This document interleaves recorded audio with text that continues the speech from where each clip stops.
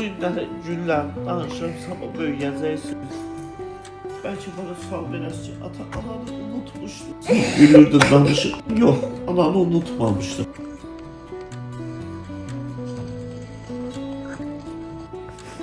Sadəcə siz güləsiniz, belə hər gün ağlamayasınız, hər gün belə əzab çəkməyəsiniz.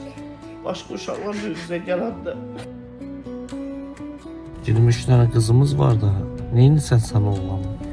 Dedi ki, yo, sen anavı xəstə olanda heç bir valideyni sən bırakmadın, belində yazdırdın. İstəyirəm sənin kimi oğlanlar mənim oğlum olsun. Məni ölənə kimi bırakmasın. Həmişə mənim yanımda olsun. Elə də oldu həminə.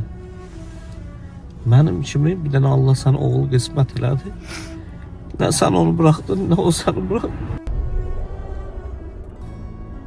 Və bu günlərdə ananı hamı tanıyırsa, atanı unutmadığı üçün tanıyır. Mən ona yandım ki, onların başının altına bir dənə yastık koyan olmamışdı. Oğlum da burada soğuk asfaltın üstünde uzanıblar.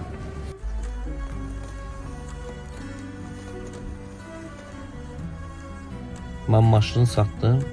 O qeyrətinə çox düşkün qadın idi, çox hədsiz. Mənə dedi ki, Şəhriyə, sən maşını səhər verəcəksən, mən istəmirəm başqa maşında gedim, çünki mən uşaq gidizləyirəm. Mənə apar qoy evə, səhər gələrsən, sən maşını verərsən. Söhbət də belə olmuşdu. Biz ona görə yola çıxdıq. Həqiqətən mən pis oğlan olmam.